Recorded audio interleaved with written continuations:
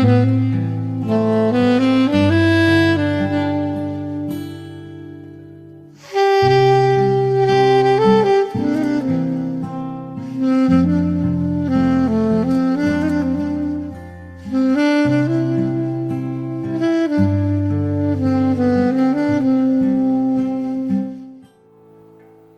umat Tuhan yang dikasihi oleh Tuhan. Puji syukur kalau kita saat ini boleh hadir untuk beribadah. Pengorbanan Tuhan begitu luar biasa di dalam kehidupan kita.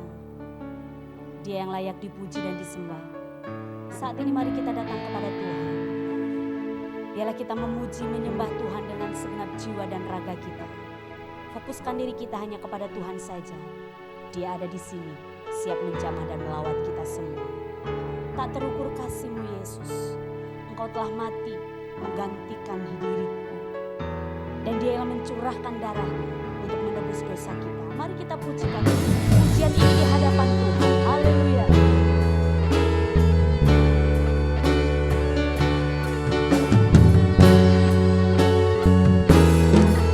Mari sama-sama kita katakan.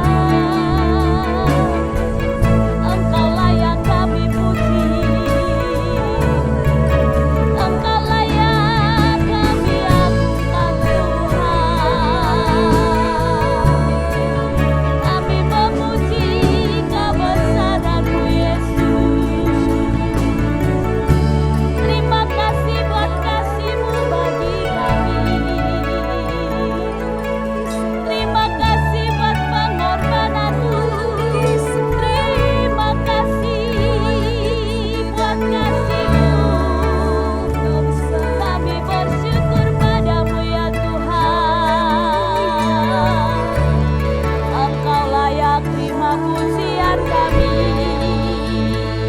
Engkau layak terima sembah kami. Engkau layak ya Tuhan. Sungguh bangga kami punya Allah seperti. Sungguh kami bangga punya Allah seperti. Terima kasih Yesus. Terima kasih ya Tuhan, terima kasih. Terima kasih ya Bapa, terima kasih. Betapa hati kami limpah dengan ucapan syukur ya Tuhan Yesus Kristus. Betapa kami bersyukur kepadamu ya Allah kami yang hidup. Karena begitu besar kasih-Mu kepada setiap kami, sehingga Engkau rela mati untuk menebus dosa-dosa kami. Siapakah kami ini di hadapan-Mu ya Tuhan? Sesungguhnya kami tidak layak di hadapan-Mu, tetapi Engkau Allah yang melayakkan setiap kami. Kami yang tidak benar Engkau benarkan ya Tuhan. Dan Engkau yang tidak berdosa, Engkau dibuat berdosa. Engkau rela mati di atas kayu salib untuk menebus dosa-dosa kami. Terima kasih ya Bapa, terima kasih. Pengorbanan-Mu begitu luar biasa bagi setiap kami. Patutlah saat ini kami meninggikan dan mengagungkan nama-Mu, memuliakan Engkau, mengingat akan pengorbanan. Terpujilah nama-Mu ya Bapa. Kami percaya Engkau memimpin ibadah kami saat ini. Terus bekerja, terus berkaryalah kepada setiap kami. Dalam nama Tuhan Yesus Kristus kami sudah berdoa, haleluya. Amin. Dia adalah Raja di atas segala raja. Dia yang meninggalkan kemuliaan dan turun ke dalam dunia hanya untuk menebus kita semua. Mari saya undang kita semua untuk bangkit berdiri. Dia memilih di salib dan Dia memilih kayu yang kasar serta paku yang tajam.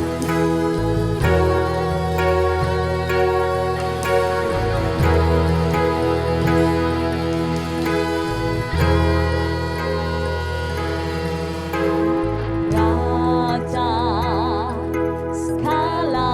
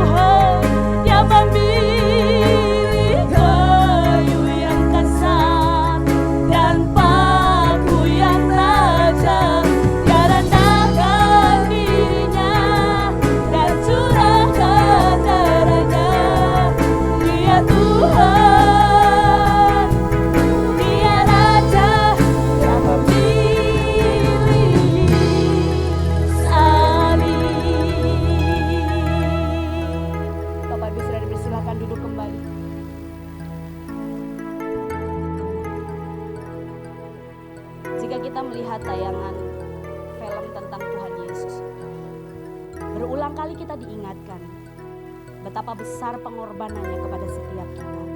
Tidak ada kasih yang lebih besar daripada kasih seorang yang memberikan nyawanya untuk sahabat-sahabat. Kita adalah sahabat-sahabatnya, kita adalah anaknya, kita adalah miliknya, kita adalah kepunyaannya. Dia rela memilih disalib, dia rela memilih kayu yang kasar dan paku yang tajam ditancapkan di tangan dan kakinya. Dia merendahkan diri serendah-rendahnya. Siapakah kita ini di hadapan Tuhan? Kalau bukan karena kasih karunia-Nya, kalau bukan karena kasih-Nya bagi kita, dia tidak akan mati untuk menebus dosa kita. Tetapi karena kasih-Nya yang begitu besar, dia rela untuk mati dan menebus dosa kita. Saat ini mari kita datang kepada Tuhan. Meskipun kita tidak melihat tangannya yang terpaku, meskipun kita tidak melihat kakinya yang terpaku, bahkan kita tidak melihat darahnya yang tercurah, tetapi kita percaya Yesus adalah penebus kita. Amin. Dia yang berkuasa, dialah yang menjadi milik kita dan kita menjadi milik Dia.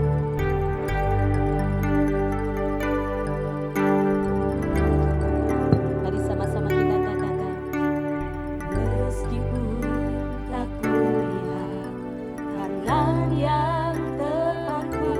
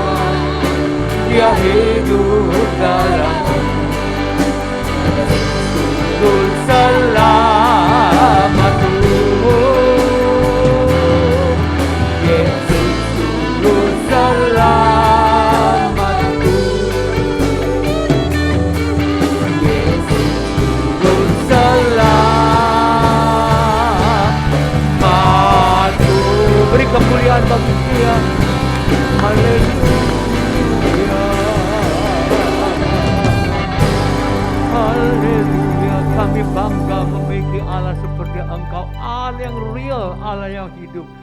Di dalam putra-Mu yang tunggal yang Kau kirimkan Tuhan. Agar kami yang percaya beroleh keselamatan. Engkaulah Allahku, Engkaulah Tuhanku. Terima kasih Bapa. Terpujilah Engkau Tuhan, dan seluruh hidup kami ingin menjadikan satu kemuliaan bagi-Mu saja. Terima kasih untuk pagi dan siang ini Tuhan. Teristimewa mengenang kematian-Mu yang luar biasa. Patutlah kami anak-anak-Mu sujud menyembah-Mu, tersungkur di bawah kaki-Mu. Terima kasih karena itu Bapa. Bersabdalah, berfirmanlah, bawa kami dalam kehendak rencana-Mu, dan bawa kami dalam pengertian yang benar Tuhan, akan segala keberadaan-Mu Tuhan, yang Engkau adalah Tuhan dan Allah, tiada yang lain. Dalam nama Tuhan Yesus Kristus kami merindukan kebenaran firman-Mu. Haleluya. Kami sambut semua firman-Mu hanya dalam satu nama, yaitu nama Tuhan Yesus Kristus. Haleluya. Bersama saya yang rindu dan siap menerima firman Tuhan, kita katakan amin, amin. Haleluya. Jemaat yang saya kasihi dalam Tuhan Yesus Kristus.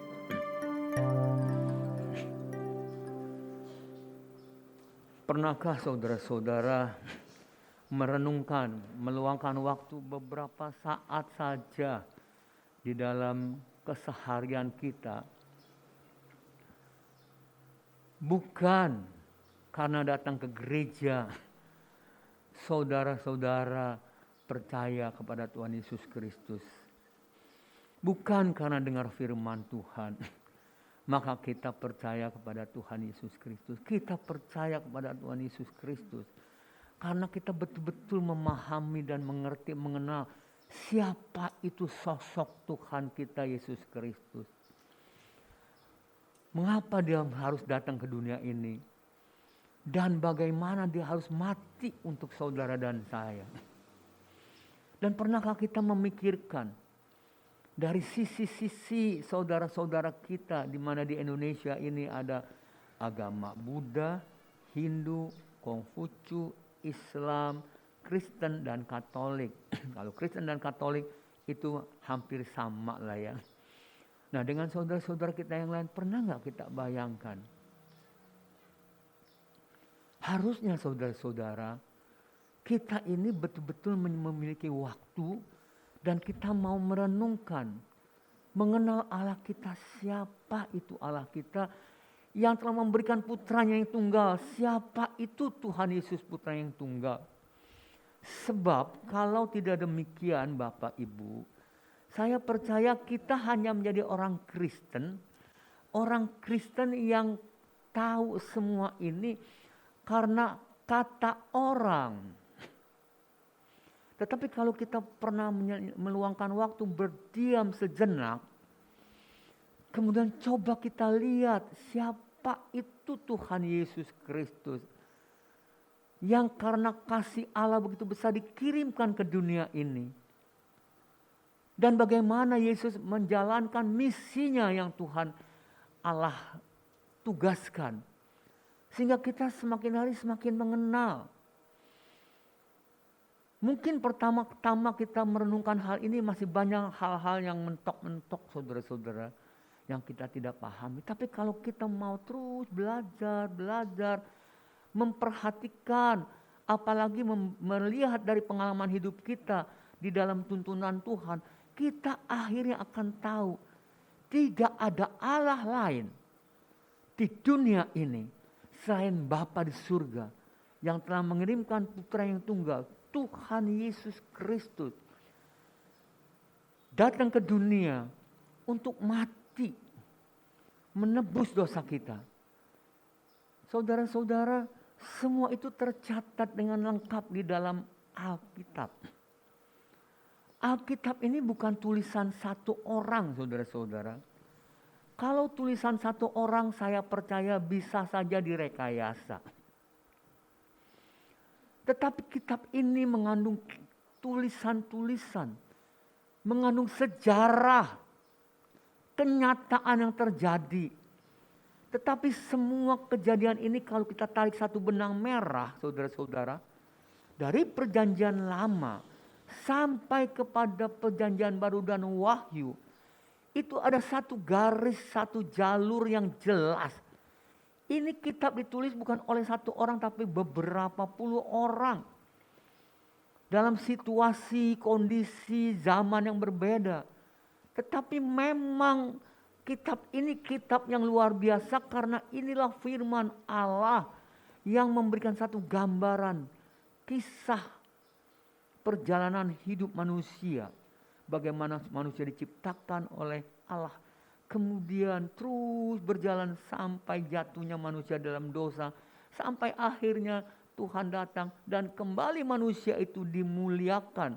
Apabila hidup percaya dan sungguh-sungguh kepada Juru Selamat Tuhan Yesus Kristus. Disitulah kita akan melihat kebenaran-kebenaran yang membuat kita semakin hari semakin sujud menyembah kepada Dia.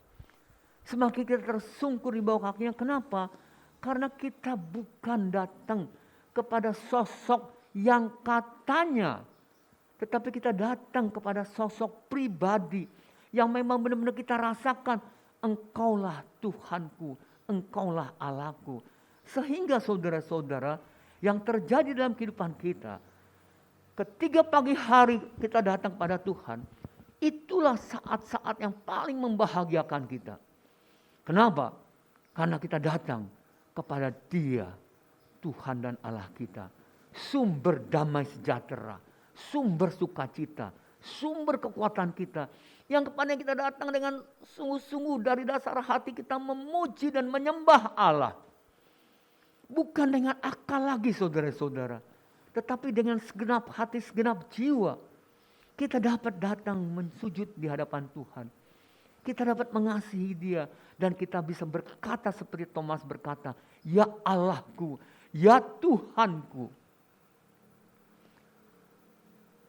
Saya tidak tahu sudah berapa puluh kali kita merayakan, mengingat peristiwa Jumat Agung kematian Tuhan Yesus Kristus.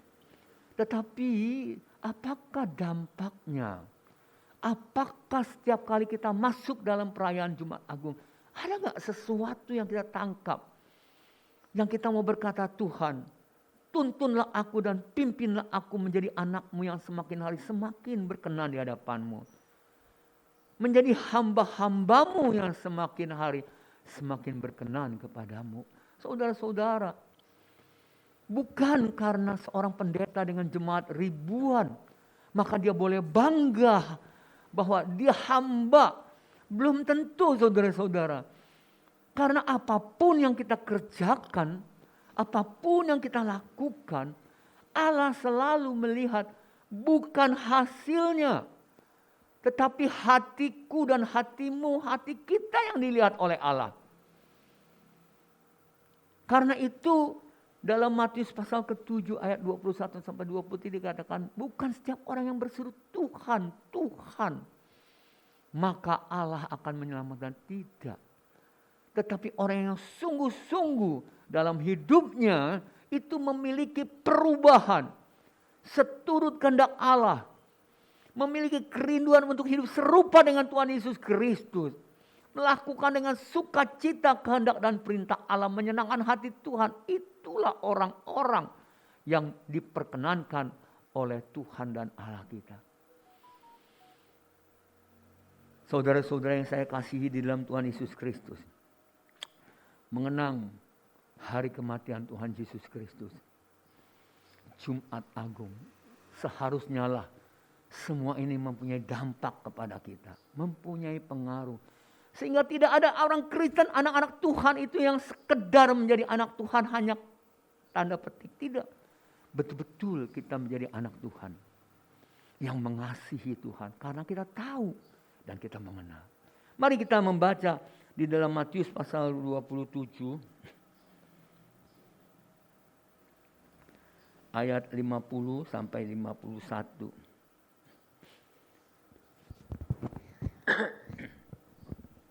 Matius pasal 27 ayat 50 sampai 51. Boleh ditayangkan yang memegang. Kita baca bersama-sama dengan suara yang jelas. Setiap orang membaca ayat ini. 2, 3. Yesus berseru pula dengan suara nyaring, lalu menyerahkan nyawanya. Dan lihatlah tabir bait suci terbelah dua dari atas sampai ke bawah. Dan terjadilah gempa bumi dan bukit-bukit batu terbelah. Kepala pasukan dan prajurit-prajuritnya yang menjaga Yesus menjadi sangat takut. Ini langsung loncat saudara-saudara. Ayat 54. Kepala pasukan dan prajurit-prajuritnya yang menjaga Yesus menjadi sangat takut ketika mereka melihat gempa bumi dan apa yang telah terjadi, lalu berkata, sungguh ia ini adalah anak Allah. Bapak Ibu yang dikasihi Tuhan Yesus Kristus, saya mau berkata jujur kepada saudara-saudara. Ketika saya sudah menjadi orang Kristen, saya anggap ayat-ayat ini ayat-ayat yang membesar-besarkan saja. Ketika Yesus mati terjadilah gempa bumi. Ini kan cuma karangan-karangan orang Kristen lah. Yesus mati. Yesus mati untuk keselamatan kita. Yes, saya percaya. Ya dan amin. Tapi kalau bicara gempa bumi ini kan tambah-tambahan aja supaya seru. Dulu saya berpikir demikian. Kenapa? Karena pengenalan saya akan Tuhan itu harus selalu bertambah, bertumbuh. Ketika pengenalan saya sampai di sini, masih di sini, ayat-ayat ini saya bilang, ini kan cuma tambah-tambahan orang Kristen aja. Tapi hari ini saya katakan saudara-saudara, apa yang tercatat dalam Alkitab dan firman Tuhan adalah kebenaran, bukan karangan, bukan ditambah-tambahkan supaya seru, tidak.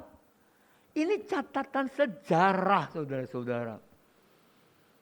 Karena itu kalau kita perhatikan, Yesus mati disertai dengan sesuatu kejadian alam yang luar biasa. Itu bukan sesuatu yang supaya orang percaya pada Yesus. Tidak. Tapi memang ini catatan kejadian sejarah yang memang terjadi saudara-saudara. Coba saudara-saudara perhatikan. Yesus berseru pula dengan suara nyaring. Lalu dikatakan menyerahkan nyawanya. Yesus menyerahkan nyawanya. Artinya kalau Yesus mati, dia bukan mati seperti saudara dan saya.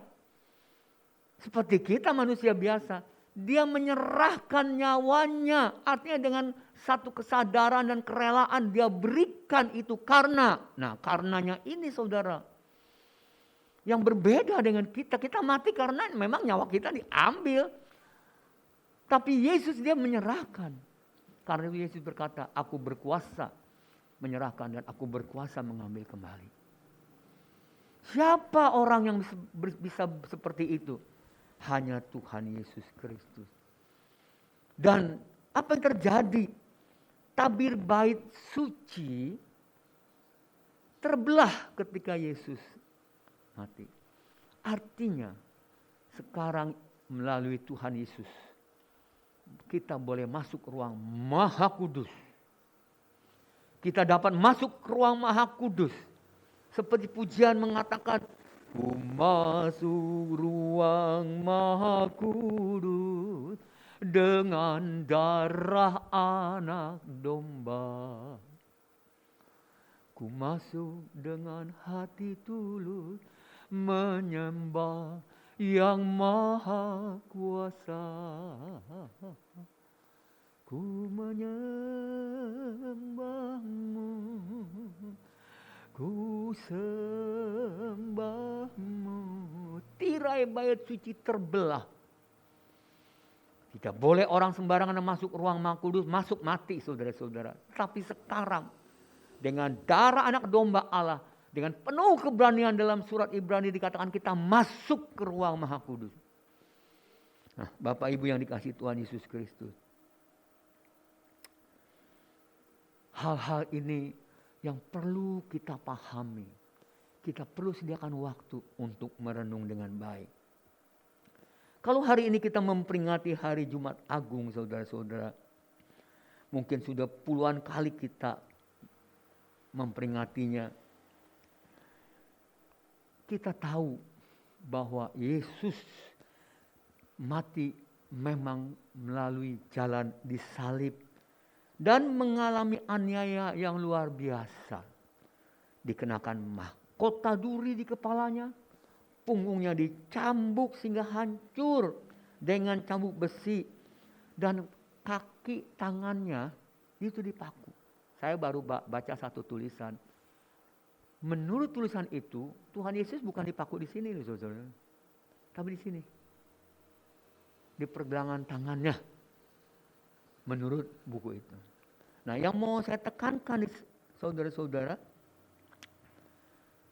pernahkah kita membayangkan? Pernah nggak kita membayangkan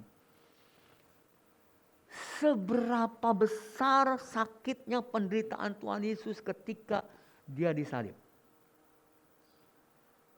Mungkin kita tidak pernah merenungkan. Sampai saya membaca tulisan itu, saya pun baru sadar, saudara-saudara. Berapa jam Tuhan Yesus di atas kayu salib? 3 jam. Kalau Tuhan Yesus dipakunya di pergelangan tangan, bisa-bisa nadinya pecah. Kalau nadinya pecah, darahnya betul-betul tercurah. Kakinya dipaku, darah tercurah. Sekian lama, beberapa saat, entah 1 jam, 2 jam, darah itu netes terus, keluar terus. Sampai akhirnya darah itu habis, saudara-saudara. Dan selama itu Tuhan Yesus harus menanggung beban badannya di atas kedua tangannya dan kakinya, saudara-saudara. Betapa besar penderitaan itu, saudara-saudara.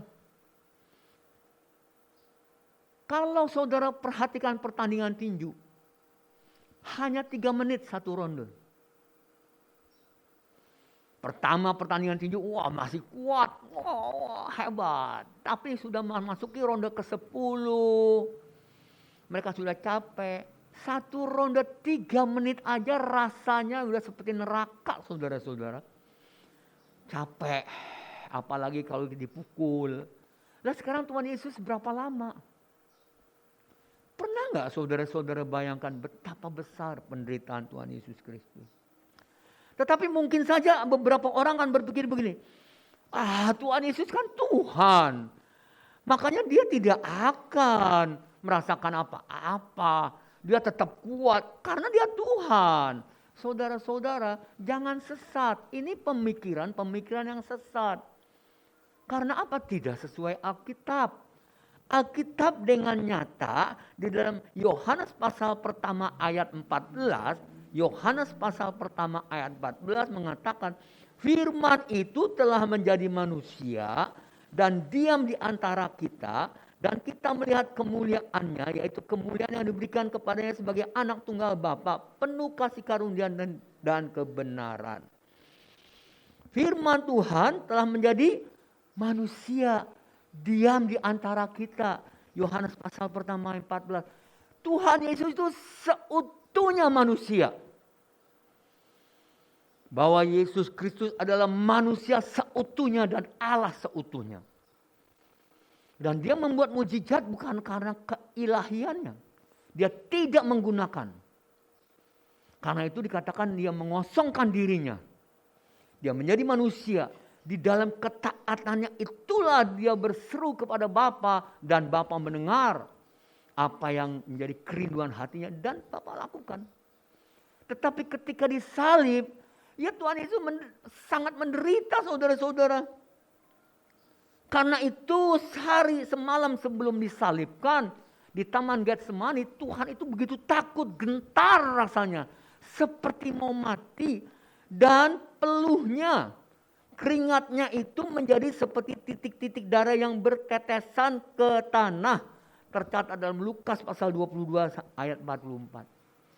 Artinya ketakutan Tuhan Yesus karena dia tahu sebagai manusia bahwa besok dia akan disalib. Satu tindakan manusia, penghukuman yang paling biadab dan paling kejam, saudara-saudara.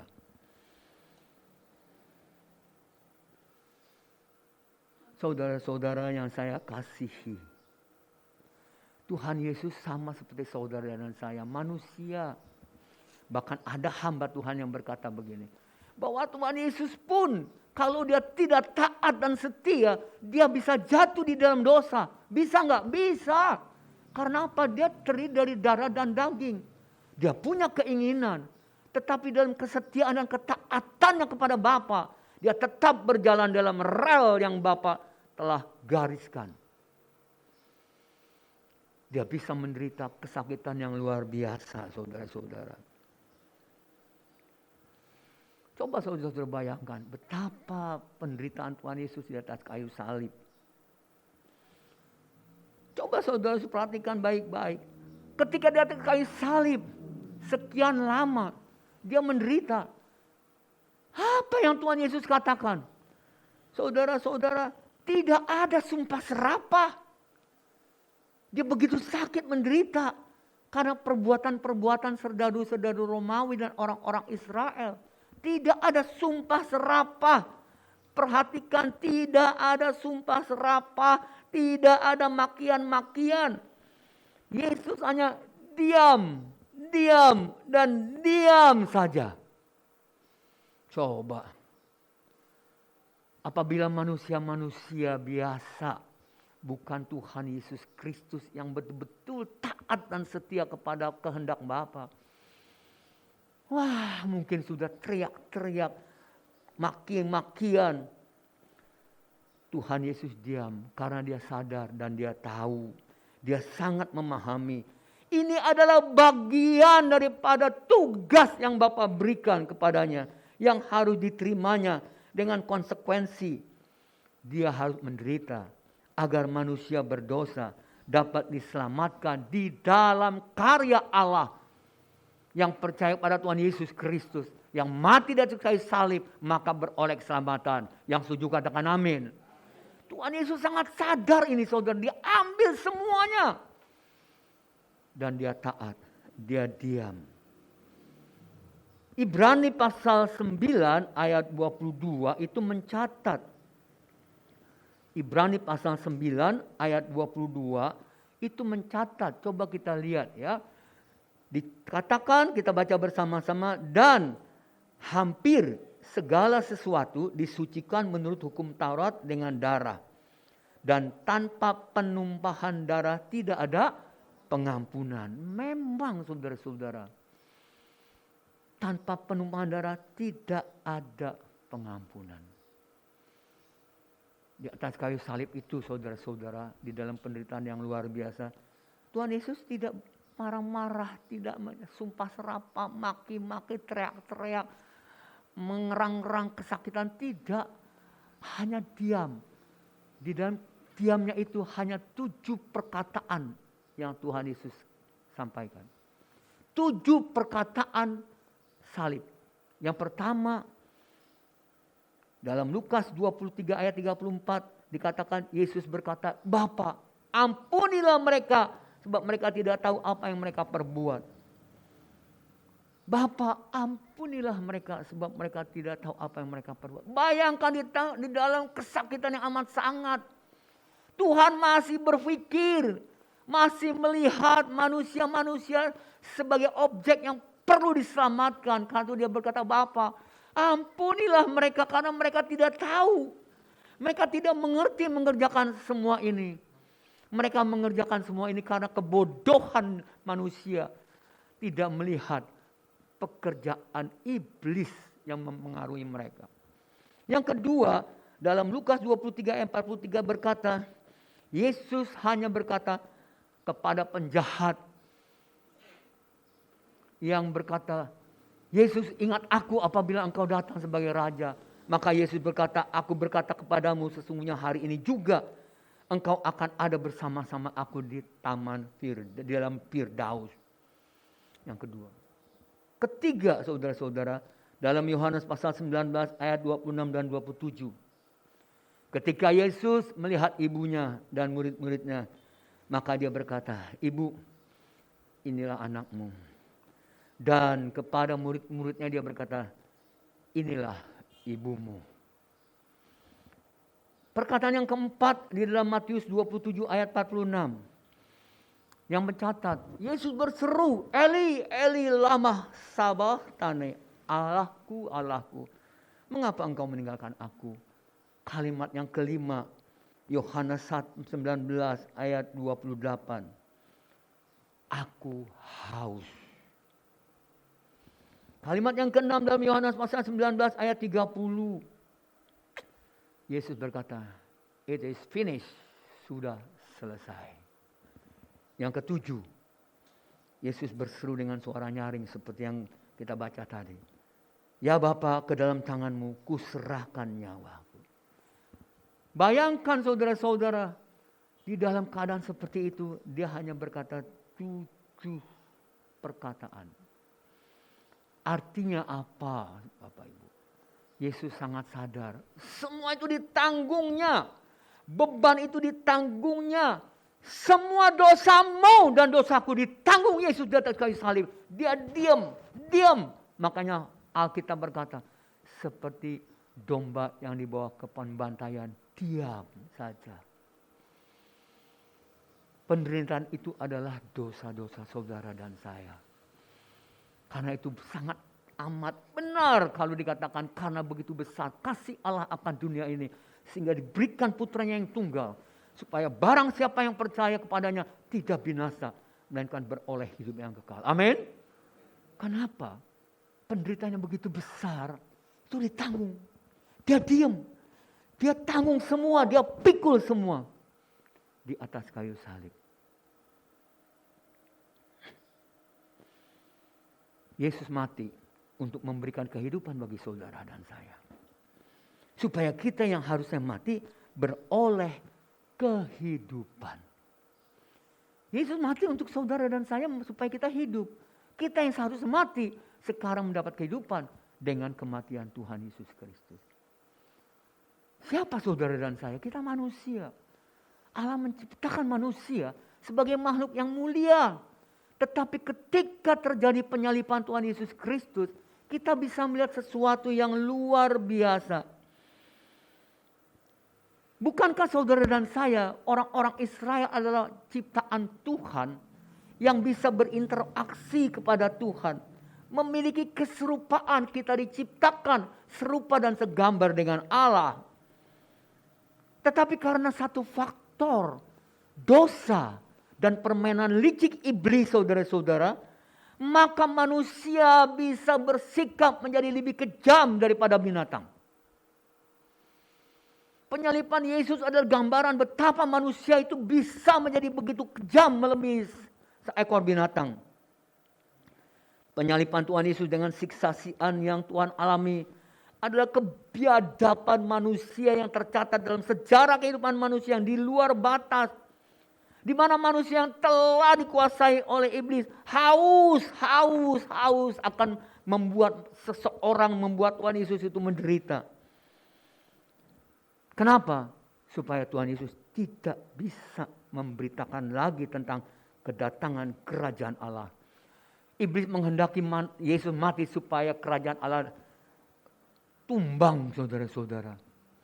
Nah, saudara-saudara yang dikasihi Tuhan Yesus Kristus, iblis begitu senang melihat penyiksaan Tuhan Yesus. Dia berharap Tuhan Yesus minta ampun. Kalau saudara perhatikan dalam film The Passion of Christ, itu ketika Yesus disiksa, itu ada sosok perempuan itu jalan. Iblis berharap Tuhan Yesus menyesali kenapa dia mengambil kondisi seperti itu, mau menerima hal itu. Manusia begitu kejam menyiksa manusia. Perhatikan baik-baik. Binatang tidak pernah menyiksa binatang lain. Binatang hanya membunuh binatang apabila dalam dua hal ini saudara-saudara. Dia lapar, maka dia membunuh mangsanya untuk memenuhi perutnya yang lapar. Setelah itu dia tidak membunuh. Dia hanya membunuh karena dia lapar, dia perlu makan. Yang dimakan tuh mangsanya, bukan sembarangan saudara-saudara. Yang kedua, binatang hanya membunuh kalau dia terancam. Dia merasa keselamatan terancam, dia bertahan, dia melawan. Maka apa yang dianggap mengancamnya, dia bisa bunuh saudara-saudara. Tapi manusia bisa menyiksa hanya untuk kesenangan. Kesenangan siapa? Bukan kesenangan dirinya. Kepuasan hati yang telah dikuasai oleh iblis. Karena itu tidak aneh orang bisa bawa bom, rela mati meledakkan dirinya. Kenapa? Karena sesuatu telah bekerja di dalam dirinya. Di dalam pikirannya. Keberadaan seluruh perasaannya. Apabila saya lakukan ini, saya mendapatkan sesuatu pahala. Ini satu pengajaran apa saudara-saudara? Membuat orang menjadi susah lalu mendapat pahala. Nah Bapak Ibu yang dikasihi Tuhan Yesus Kristus. Yesus disalibkan bukan karena kesalahan-kesalahan perbuatannya. Yesus disalibkan karena ketakutan. Karena faktor imam kepala tua-tua Yahudi. Karena Tuhan Yesus itu sekarang membawa satu jalan baru. Jalan keselamatan di dalam Tuhan Yesus Kristus. Imam-imam kepala menolak ajaran ini dan menganggap engkau menghujat Allah. Yesus tidak pernah menghujat Allah. Dia hanya berkata apa yang Bapa katakan kepadanya. Karena itu Yesus berkata, kalaupun kamu tidak percaya kepadaku, tapi percayalah kepada pekerjaan-pekerjaan yang aku lakukan sesuai perintah Bapa. Yang nyata dengan mujizat-mujizat. Orang buta dicelikan, lumpuh menjadi berjalan, tuli mendengar. Bahkan mati dibangkitkan. Semua itu tidak pernah berlawanan, bertentangan dengan hukum Taurat. Tetapi kenapa? Kenapa tua-tua, imam-imam kepala menolak? Karena begitu orang Israel berbalik kepada Tuhan Yesus Kristus, mereka nggak punya pekerjaan, saudara-saudara. Mereka yang tadinya dihormati, disanjung akan kehilangan semuanya itu. Jadi bukan murni masalah rohani, tetapi ada hal-hal lain di luar hal-hal rohani. Mereka percaya bahwa Yesus menghujat Allah. Kenapa? Mengajarkan sesuatu yang lain daripada yang mereka imani selama ini. Tetapi mereka tidak pernah mengerti. Yesus datang bukan untuk melenyapkan hukum Taurat. Bahkan menggenapi hukum Taurat. Apa yang tertulis dalam hukum Taurat, Tuhan Yesus genapi. Tua-tua Yahudi, imam-imam, mereka tidak sadar bahwa mereka sedang dikuasai, dikendalikan oleh suatu kuasa yang ingin agar mereka jangan mendapatkan keselamatan. Agar mereka semua menjadi binasa. Mereka tidak sadar bahwa mereka salah, tetapi merasa selalu benar. Karena itu Bapak Ibu, saya mau katakan, sebagai anak-anak Tuhan, perhatikan kebenaran firman Tuhan yang sungguh-sungguh. Supaya jangan kita merasa, saya udah jadi orang Kristen, saya selamat, percaya kepada Tuhan Yesus, saya percaya. Wah selamat. Enggak cukup sampai di situ saudara-saudara. Saudara percaya kepada Tuhan Yesus Kristus, maka saudara mendapatkan jalan keselamatan. Yes. Tapi ingat, setelah saudara percaya dan mendapatkan jalan itu, masih ada hal yang harus dilakukan. Kerjakan keselamatanmu dengan takut dan gentar. Hidup di dalam kebenaran-kebenaran firman Tuhan. Tidak cukup kita berkata, wah sekarang saya sudah selamat. Kalau saya mati masuk surga. Tidak demikian jemaat yang saya kasihi. Kita percaya pada Tuhan Yesus Kristus, kita selamat. Yes, tapi setelah itu konsekuensi masih ada saudara-saudara. Kita harus berubah dari manusia lama kita menjadi manusia baru. Kita harus tanggalkan semua dosa kita. Kita harus mau terus menerus diperbaharui. Jangan mau kita dijebak. Jangan mau kita ditipu. Wah, sudah percaya Tuhan Yesus Kristus, selamat deh. Udah, gak usah repot-repot, ngapain. Biasa-biasa aja, yang ngebohong-bohong terus. Baca di Alkitab, saudara-saudara. Bagaimana kita menjadi manusia baru. Karena firman Tuhan dengan jelas, saudara-saudara. Dalam Amsal pasal 14 ayat 12.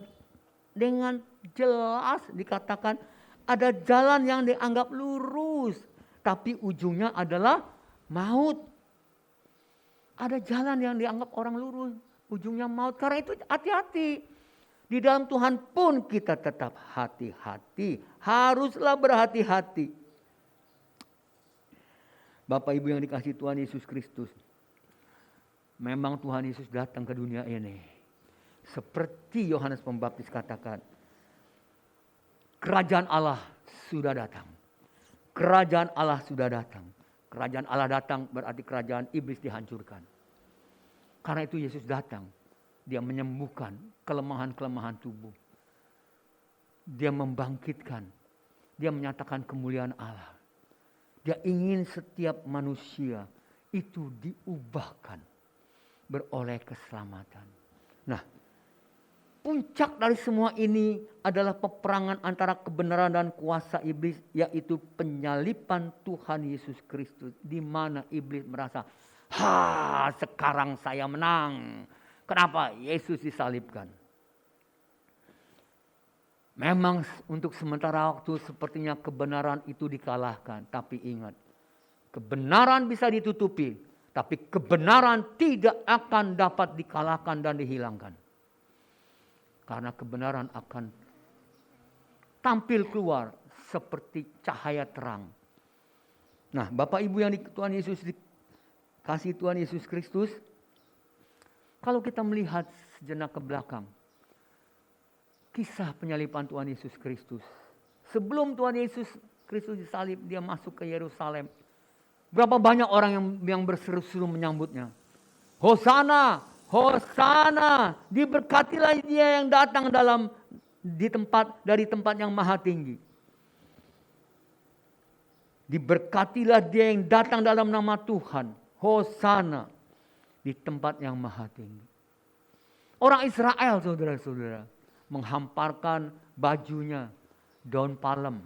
Yang mungkin sekarang kita kenal bagi saudara-saudara kita orang Katolik itu Minggu Palem. Menghamparkan daun palem. Tuhan Yesus naik keledai disambut sebagai seorang raja. Orang banyak begitu mengagungkan Tuhan Yesus Kristus. Tetapi ketika Yesus ditangkap. Nah, perhatikan baik-baik saudara-saudara. Ketika Yesus ditangkap. Dan mulai diadili. Dan Tuhan Yesus mulai disesah menghadapi kesiksaan-siksaan. Orang melihat. Loh, kok jagoan saya begini ya? Loh, kok Tuhan Yesus begini ya? Dia yang diharapkan menjadi Raja Israel seperti Raja yang agung yaitu Raja Daud. Kok lemah ya? Kok enggak berdaya? Kok loyo ya? Apa dampaknya? Orang yang tadinya bersemangat meninggikan Tuhan Yesus. Hosana, Hosana sekarang berbalik. Menjadi kecewa. Dan dalam kekecewaan itu. Dia berpikir enggak ada gunanya. Tidak ada gunanya orang seperti ini. Disitulah iblis bekerja. Dengan apa? Masuk dan membuat orang banyak itu berseru. Salibkan dia. Salibkan dia. Mereka tidak sadar. Mereka tidak mengerti jalannya Tuhan.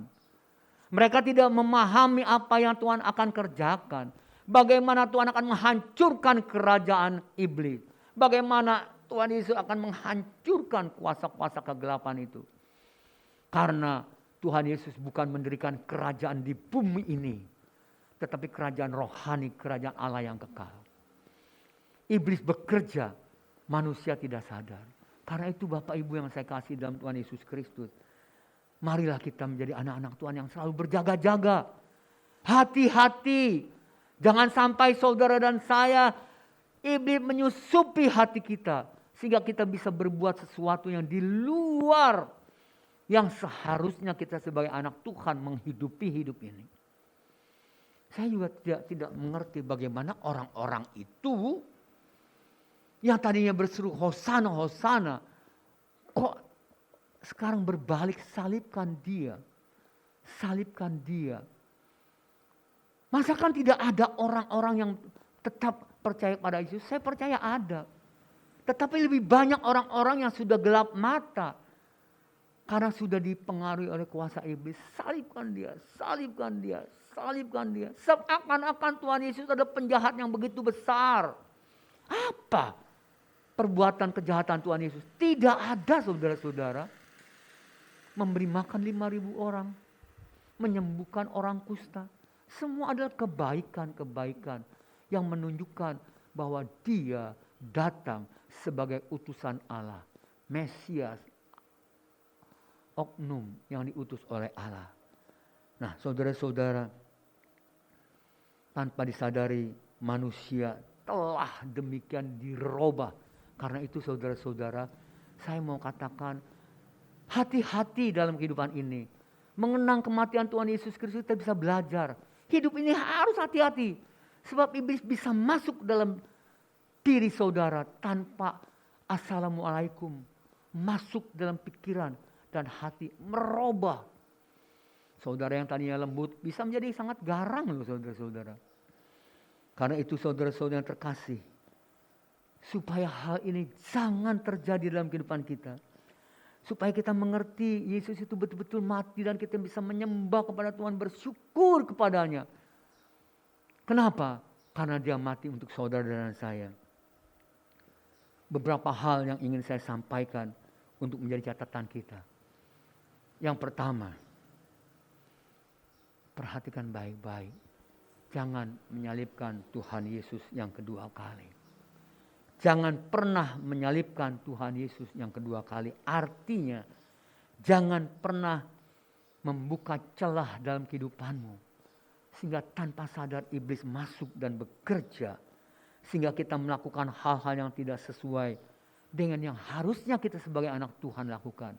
Yang seharusnya kita sebagai anak Tuhan lakukan perintah Tuhan.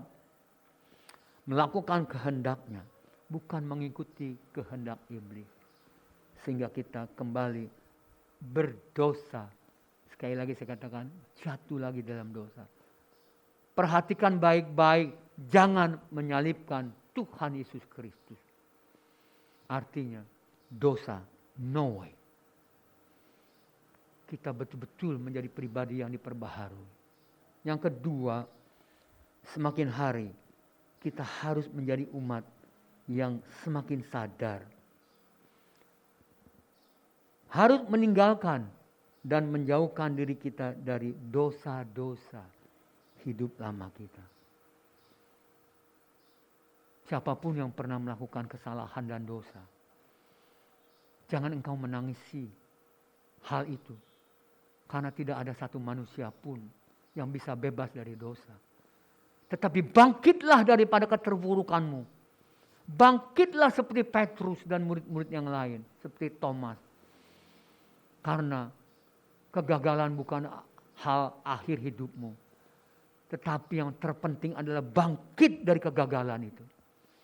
Jadi jangan cuma menangisi kesalahanmu dan dosa-dosamu. Karena itu kita menjadi umat yang sadar. Meninggalkan dosa. Kita mau berkata kepada dosa, no way. Semakin hari kita semakin dekat kepada Tuhan. Perhatikan bagaimana saudara dan saya hidup. Perhatikan waktu-waktumu agar engkau menyediakan waktu untuk bersaat teduh. Bisa menyembah Tuhan. Sehingga kita benar-benar mendekat kepada Tuhan. Yang terakhir saudara-saudara. Dalam kehidupan kita sebagai manusia baru. Kita harus meminta dengan sungguh-sungguh. Agar Tuhan terus memperbaharui kita. Memperbaharui dan memperbaharui hidup kita. Lewat rohnya yang kudus yang ada pada kita. Sehingga semakin hari kita semakin berkeadaan menyenangkan hati Tuhan. Dan jangan biarkan iblis bermain-main mengendalikan diri kita. Saya mau katakan kepada saudara-saudara. Saudara-saudara tidak pernah akan melihat iblis. Tidak akan pernah melihat visual iblis itu. Saudara-saudara tidak akan pernah mendengar iblis berkata, lakukan ini sekarang. Tidak akan pernah. Tetapi saudara-saudara tidak sadar kalau saudara-saudara semakin hari semakin masuk ke dalam lubang yang semakin dalam.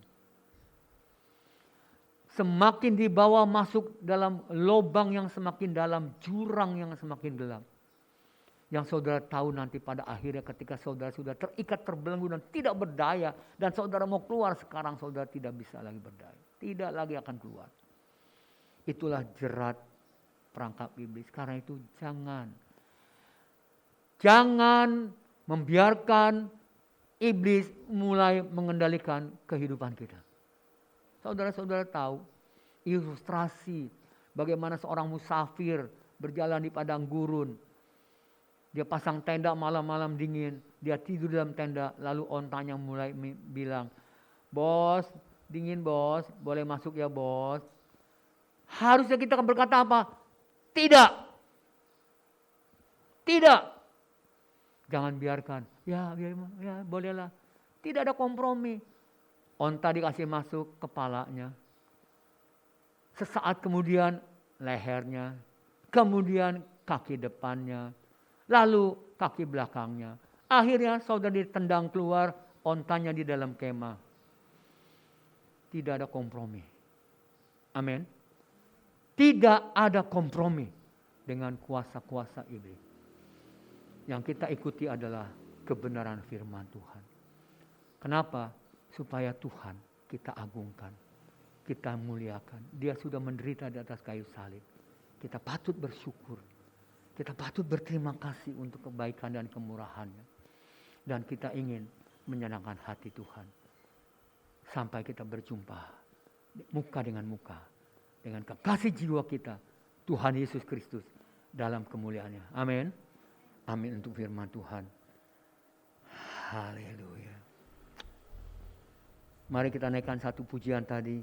Ku yakin.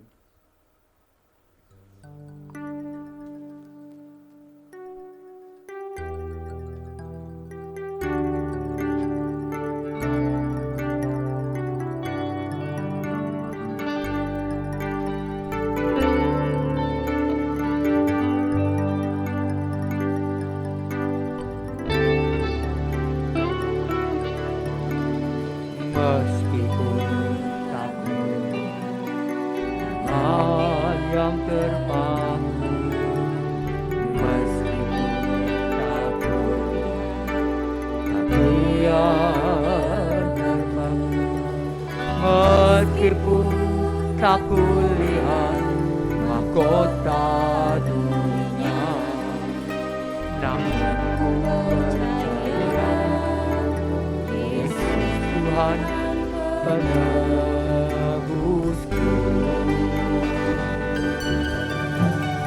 Meskipun tak kulihat lampunya yang terdekat,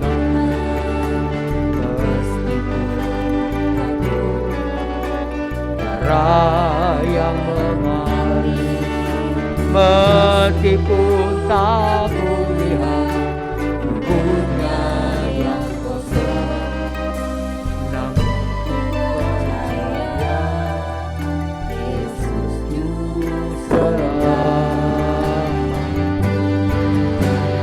Ku yakin Dia menebus dosaku. Dia berkuasa, puja tinggikan. Dia hidup dalam Yesus hidup selamat. Dari awal naikkan pujian ini, katakan meskipun tak kulihat tangan yang terpaku, meskipun tak kulihat kaki yang terpaku, Meskipun tak kulihat,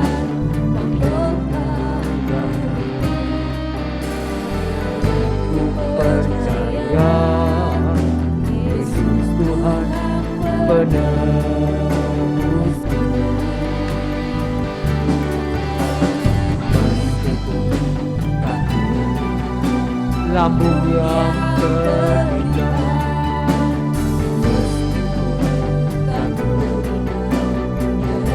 yang memaling, meskipun tak kulihat tubuhnya yang kosong, namun ku percaya Yesus turut selamat. Mari angkat tangan, katakan, ku yakin Dia menebus dosaku. Ku yakin Dia berkuasa menjadi miliknya. Dia hidup dalam selamatku. Ku yakin Dia menebus dosaku. Ku yakin Dia berkuasa, ku jadi miliknya. Dia hidup dalamku. Yesus juru selamatku. Katakan, ku yakin.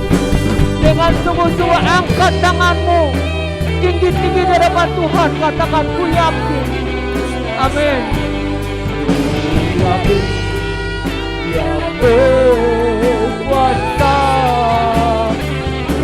jadi miliknya.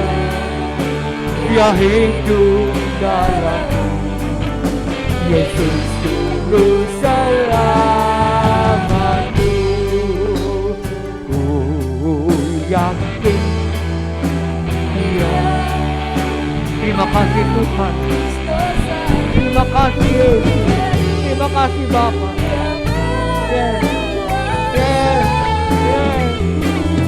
Sekarang kami menjadi milik dan ku hidup di dalam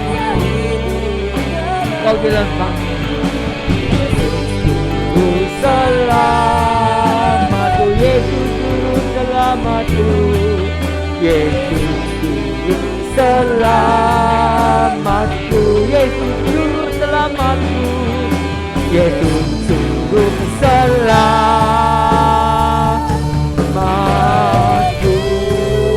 Mari berikan kemuliaan bagi Tuhan. Haleluya, haleluya.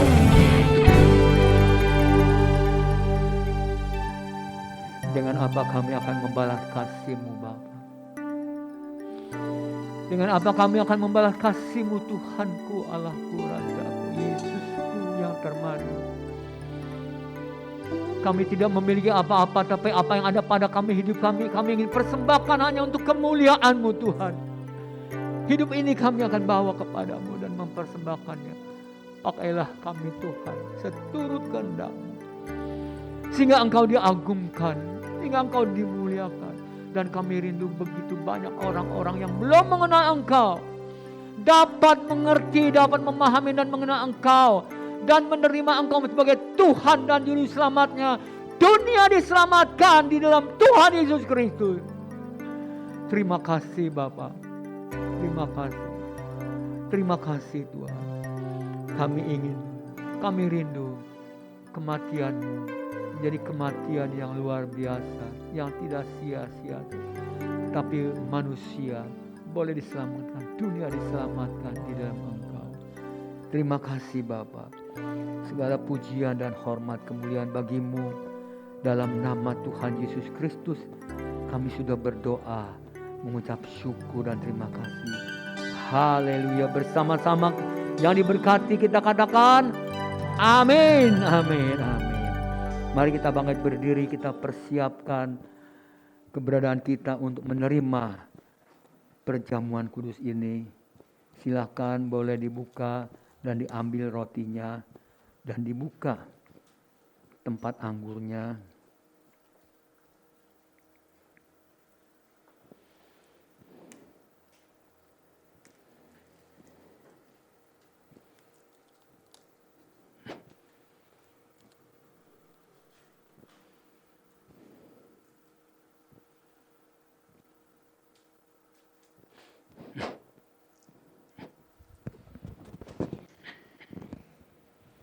Bapak Ibu yang dikasihi Tuhan Yesus Kristus, sebelum kita menerima perjamuan kudus ini, saya ingin ingatkan kepada Bapak Ibu sekalian. Perjamuan kudus ini adalah sakramen, satu upacara di gereja yang kudus. Karena itu Bapak Ibu yang dikasihi Tuhan Yesus Kristus, setiap kali kita mau menerima perjamuan kudus, maka kita harus memperhatikan keberadaan kerohanian hidup kita. Jangan hidup menyepelekan pengorbanan Tuhan Yesus Kristus, tubuh dan darahnya.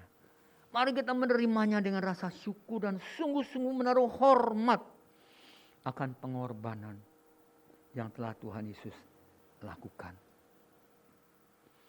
Karena itu dengan sungguh-sungguh mari kita angkat roti. Dengarkan pertanyaan yang saya katakan, saya sampaikan dan katakan amin. Bila kita sadar, kita percaya dengan sungguh-sungguh di hadapan Tuhan dengan suara yang jelas. Bukankah roti yang telah dipecah-pecahkan, yang ada di tangan kita adalah persekutuan dengan tubuh Kristus? Amin. Mari kita menerimanya. Kita makan bersama. Karena itu dengarkan firman Tuhan sebelum kita menerimanya. Sebab apa yang telah kuteruskan kepadamu telah aku terima dari Tuhan. Yaitu bahwa Tuhan Yesus pada malam waktu ia diserahkan mengambil roti. Dan sesudah itu ia mengucap syukur atasnya. Ia memecah-mecahkannya dan berkata, inilah tubuhku yang diserahkan bagi kamu. Perbuatlah ini menjadi peringatan akan aku. Mari kita menerimanya dengan rasa syukur, terima kasih kepada Tuhan Yesus Kristus. Demi nama Tuhan Yesus Kristus.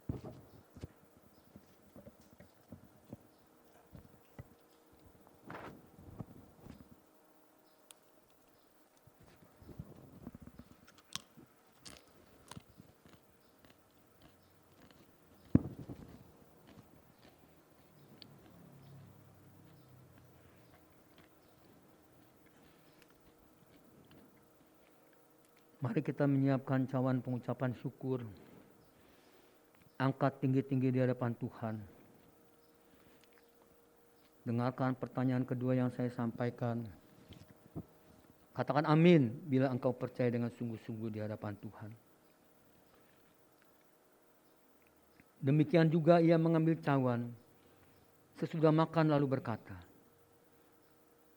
cawan ini adalah perjanjian baru yang dimateraikan oleh darahku. Perbuatlah ini setiap kali kamu minum, menjadi peringatan akan aku. Saudara-saudara, bukankah cawan pengucapan syukur yang atasnya kita mengucap syukur adalah persekutuan dengan darah Kristus? Amin. Mari siapkan hati kita. Kita mau minum cawan pengucapan syukur ini. Cawan ini adalah perjanjian baru yang dimateraikan oleh darahku. Perbuatlah setiap kali kamu minumnya menjadi peringatan akan aku. Kita menerima dan meminumnya, mengingat kasih Kristus yang begitu besar dalam nama Tuhan Yesus Kristus. Haleluya.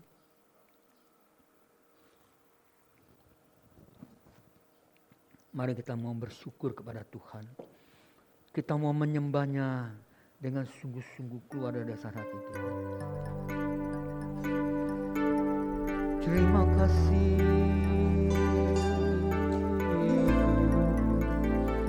Terima kasih, haleluya,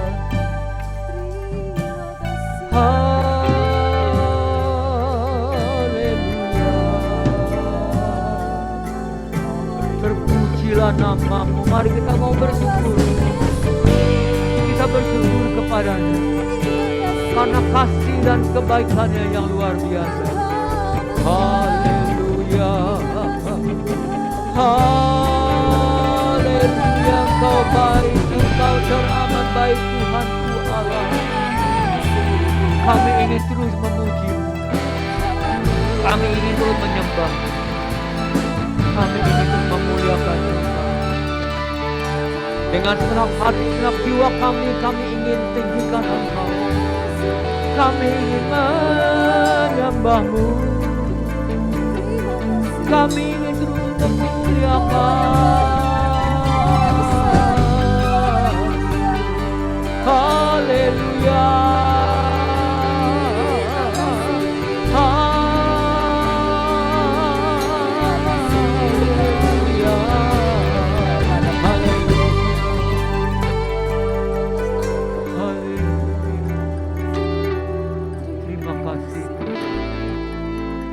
Terima kasih Bapa, terima kasih. Oh haleluya.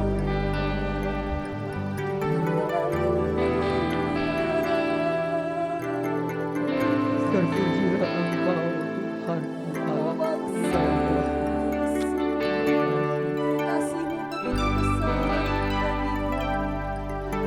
Terima kasih. Haleluya.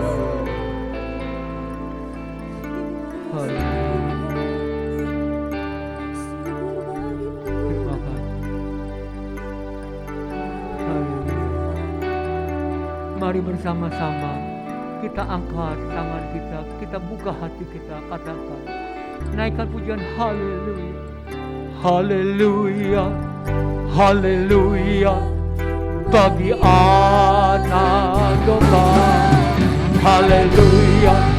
Haleluya, darahnya menangkan setiap lidah, suku bangsa, semua makhluk dan ular.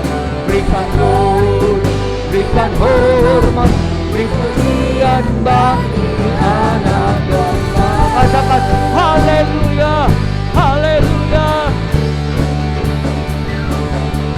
Haleluya.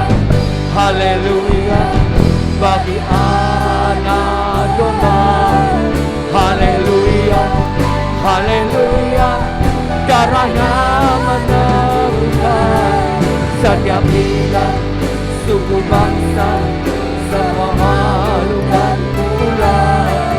Berikan glori, berikan hormat, beri pujian bagi anak domba. Beri pujian bagi anak domba. Beri pujian bagi anak domba.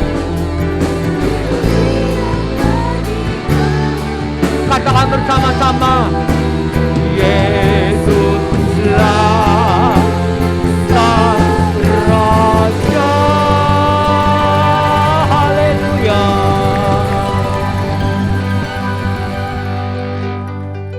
Terima kasih untuk kebenaran firman-Mu Tuhan. Tidak ada kerinduan yang lebih besar daripada kerinduan kami datang kepadamu, menyembah dan memuliakan Engkau.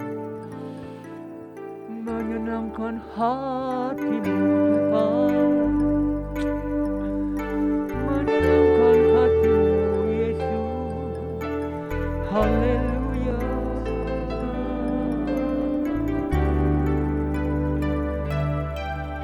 Haleluya, kami bangga dan bahagia memiliki Allah seperti Engkau.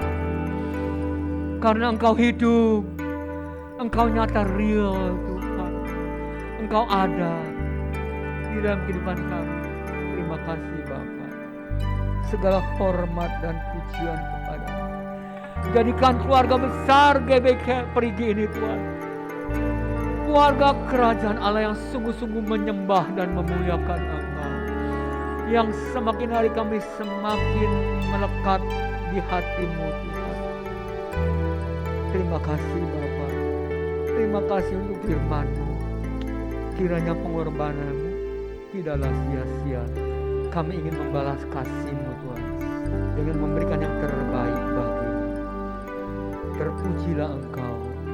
hanya dalam nama Tuhan Yesus Kristus. Kami bersyukur dan berterima kasih kepadamu. Haleluya. Bersama-sama kita katakan amin. Baik jemaat, kita akan membacakan pengakuan iman Gereja Betel Indonesia. Pengakuan iman Gereja Betel Indonesia. Alkitab Perjanjian Lama dan Perjanjian Baru adalah firman Allah yang diilhamkan oleh Roh Kudus. Allah yang Maha Esa itulah Allah Tritunggal, yaitu Bapa, Anak, dan Roh Kudus, tiga pribadi di dalam satu. Yesus Kristus adalah anak Allah yang tunggal yang dilahirkan oleh perawan Maria yang dinaungi oleh Roh Kudus. Bahwa Yesus telah disalibkan, mati, dikuburkan, dan dibangkitkan pada hari yang ketiga dari antara orang mati. Bahwa Ia telah naik ke surga dan duduk di sebelah kanan Allah Bapa sebagai Tuhan, Juru Selamat dan Pengantara kita.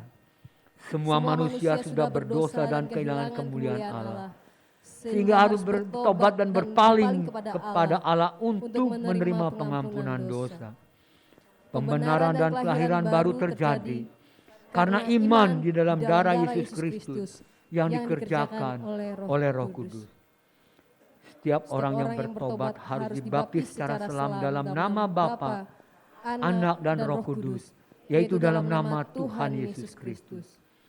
Penyucian hidup adalah buah kelahiran baru karena percaya dalam darah Yesus Kristus yang dikerjakan oleh kuasa firman Allah dan Roh Kudus. Karena itu kesucian adalah asas dan prinsip hidup umat Kristen.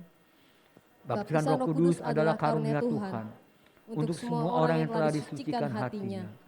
Tanda awal baptisan Roh Kudus adalah berkata-kata dalam bahasa roh sebagaimana diilhamkan oleh Roh Kudus.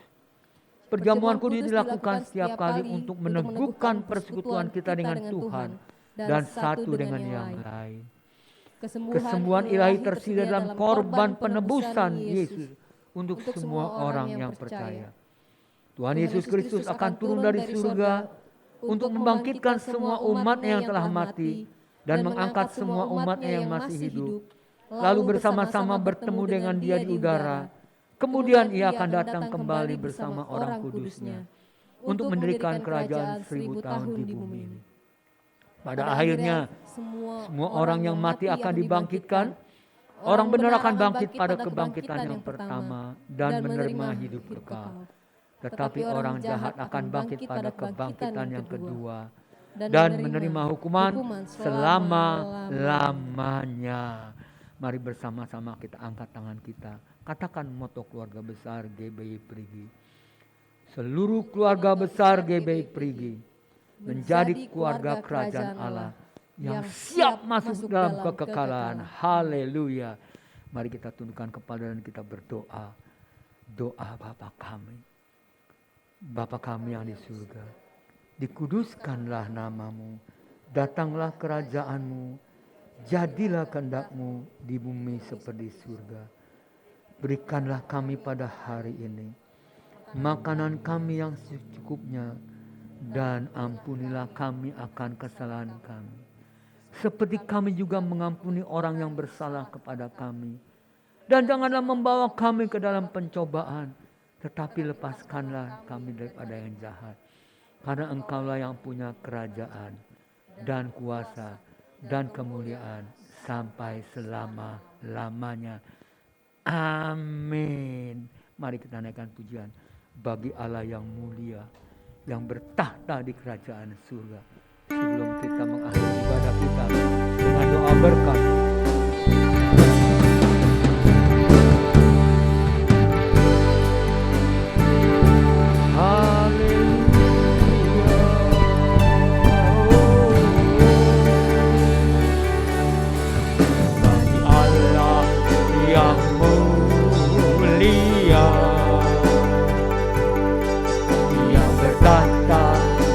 Kerajaan surga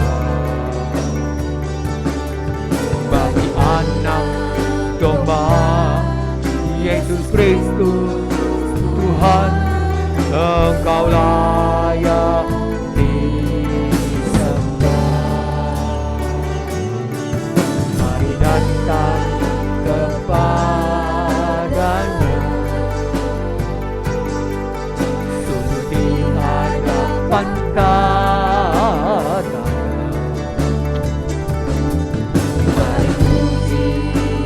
Haleluya. Raja Maha Kuasa, Engkau layak disembah. Haleluya, haleluya.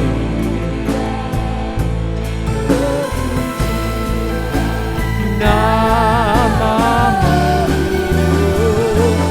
dalam puji dan hormat, kemuliaan dan kuasa baginya selama-lamanya. Katakan haleluya, haleluya, haleluya. Namamu segala puji dan hormat, kemuliaan dan kuasa baginya selama-lamanya. Segala puji dan hormat, segala puji dan hormat, kemuliaan dan kuasa baginya selamanya, baginya selamanya, baginya selama-lamanya.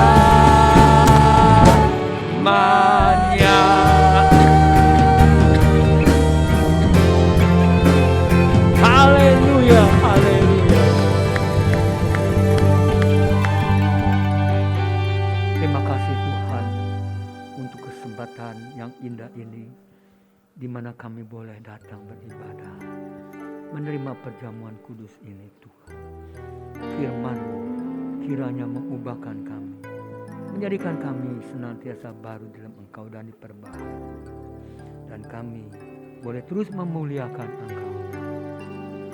Sebelum kami tinggalkan tempat ini Tuhan, tidak lupa kami berdoa buat saudara-saudara kami, kekasih-kekasih kami Tuhan, yang saat ini sedang mengalami kesulitan, masalah-masalah kesehatan, yang mungkin juga saat ini Tuhan sedang mengalami Tuhan persoalan-persoalan di dalam masalah keuangan, keluarga, dan yang lain-lainnya.